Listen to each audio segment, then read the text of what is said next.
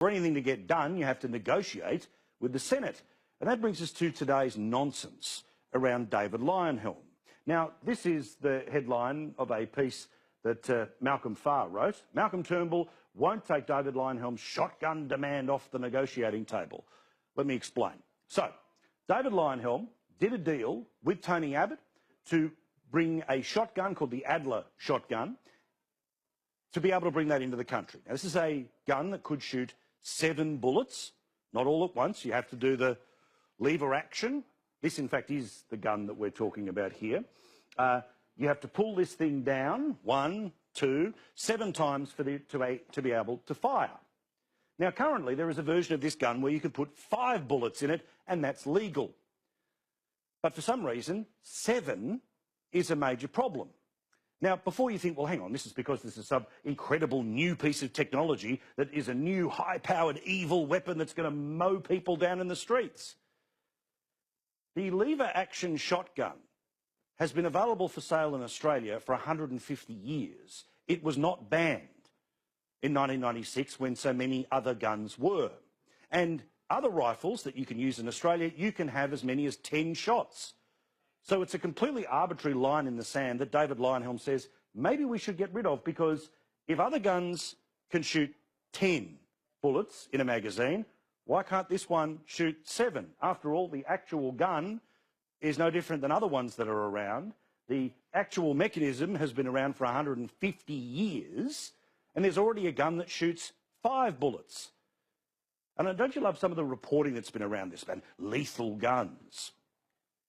Firstly, all guns have the potential to be lethal. Secondly, the only people that will get access to this are registered firearms owners. The crooks who use illegal guns, well, they already are on the wrong side of the law. If somebody illegally got this gun, then guess what? They should go to jail. And for the Labor Party today to go uphill and down Dale carrying on that somehow the Liberal Party was watering down the attitudes towards illegal guns in this country, they're taking the piss. Because, you see, there is a bill currently before the Senate where you would need, among others, the vote of David Leyonhjelm to get it passed, that the government has been proposing for now 3 years. It's mandatory jail terms for anyone who illegally imports guns. But the Labor Party are opposing it.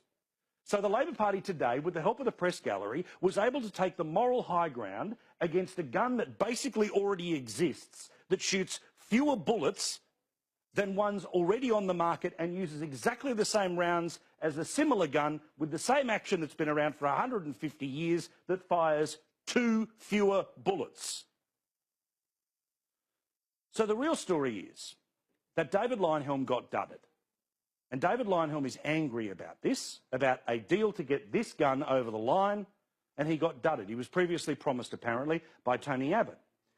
So, guess what? This is still on the table because, as I've just pointed out, it's incredibly reasonable why this gun should be allowed to make it into the hands of registered firearms owners.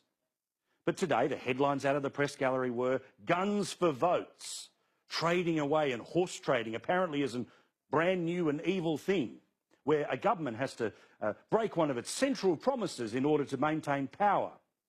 Well, first things first, A, that's not happening, and B, it's happened before.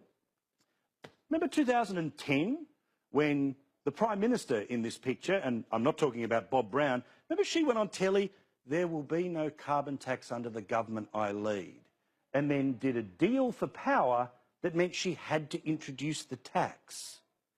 That's horse trading.